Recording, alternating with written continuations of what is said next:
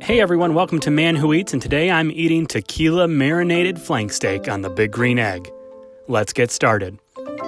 First thing we have to do is marinate that steak. I did this the night before. For the marinade, about a tablespoon or two of garlic, a good heaping quarter cup or so, a handful of fresh cilantro that's just nicely chopped up, a good tablespoon of freshly minced ginger, quarter cup of soy sauce, add a quarter cup of olive oil, the juice of one lime, and of course, let's not forget about that shot of tequila.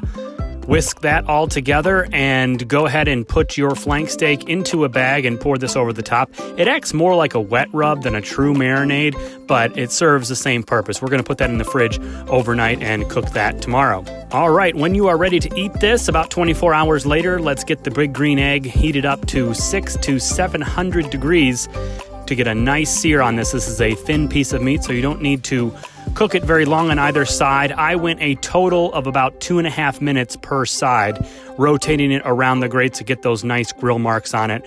I did about a minute on one side at about a 45-degree angle, turn it, and leave it on there for another minute, flip, do the same thing on the other side, and that's about it. Make sure you get an internal thermometer and make sure you're at the right temperature. Varying thicknesses will take a little bit longer or shorter depending on how thick your cut of beef is. You're looking for a final temperature of around 125 degrees for a perfect medium rare.